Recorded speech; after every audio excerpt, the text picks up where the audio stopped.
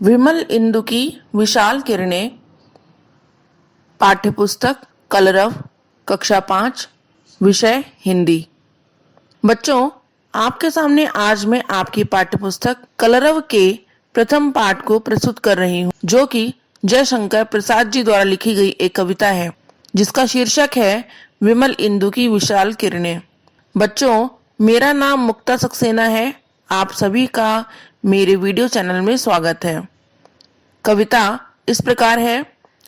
विमल इंदु की विशाल किरणें प्रकाश तेरा बता रही हैं, अनादि तेरी अनंत माया जगत को लीला दिखा रही हैं। प्रसार तेरी दया का कितना, ये देखना हो तो देखे सागर। तेरी प्रशंसा का राग प्यारे तरंग मालाएं गा रही हैं। तुम्हारा स्मित हो जिसे निरखना, वो देख सकता है चंद्रिका को। तुम्हारे हंसने की धुन में नदियां निनाद करती ही जा रही हैं। जो तेरी होवे दया दया निधि, तो पूर्ण होता ही है मनोरथ। सभी ये कहते पुकार करके, यही तो आशा दिला रही है। बच्चों, ये रचना जयशंकर प्रसाद जी ने लिखी थी। उन्होंने अनेक ऐतिहासिक नाटकों, उपन्यासों और कहानियों की रचना की। चंद्रगुप्त, कंकाल, तितली आदि इनकी प्रमुख रचनाएं हैं। बच्चों, इस पाठ की व्याख्या करने से पहले हम एक बार इस पाठ के शब्द अर्थों को जान लेते हैं। अनादि, जिसका आरंभ ना हो। अनंत, जिसका अंत ना हो।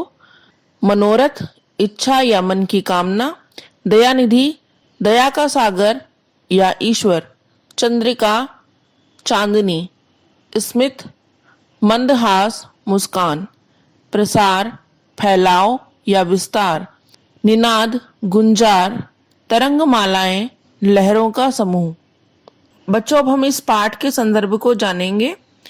संदर्भ बहुत ही महत्वपूर्ण विषय होता है किसी भी पाठ का। यह हमें पाठ के रचयिता और पाठ की खासियत के बारे में बताता है। इस पाठ का संदर्भ इस प्रकार है। यह पद्यांश कक्षा 5 की हमारी पाठ्य पुस्तक कलरव के प्रथम पाठ विमल इंदु की विशाल किरणें से लिया गया है। इसके रचयिता श्री जयशंकर प्रसाद जी हैं। प्रसंग, इस कविता में कवि ने ईश्वर की महिमा का गुणगान किया है। पाठ का पहला अंश। विमल इंदु की विशाल किरणें प्रकाश तेरा बता रही हैं, अनादि तेरी अनंत माया जगत को लीला दिखा रही हैं। बच्चों, इस पद में कवि जयशंकर प्रसाद जी ने ईश्वर की महिमा का बखान किया है और कहा है कि चमकते हुए चंद्रमा अर्थात उजले चंद्रमा की सुंदर चमकती किरणें चांदनी के रूप में सब तरफ रोशनी अर्थात प्रकाश फैला रही हैं। ईश्वर की माया अर्थात चमत्कार सर्वव्यापी, अनादि और अनंत है।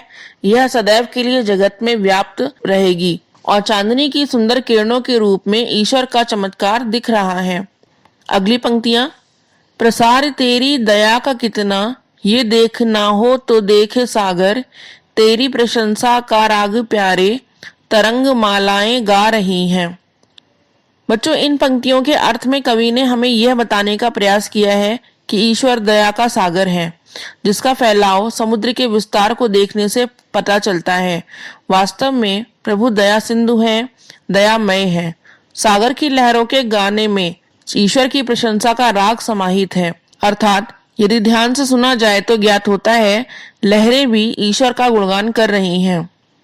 तुम्हारा स्मित हो जिसे निरखना, वो देख सकता है चंद्रिका को।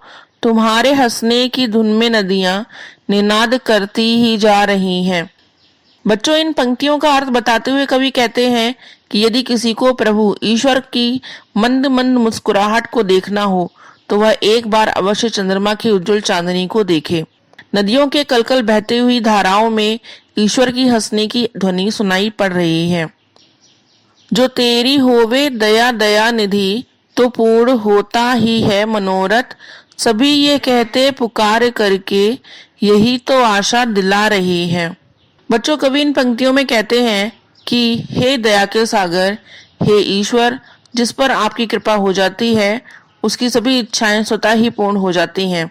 ईश्वर की महिमा का बखान करते हुए प्रकृति के भिन्न भिन्न रूप, चंद्रमा, सागर की लहरें आदि सभी ऊंचे स्वर में बहते हुए मनुष्य में आशा का संचार कर रहे हैं। बच्चों, मैं आशा करती हूँ कि आपको मेरे द्वारा की गई ये व्याख्या पसंद आई होगी।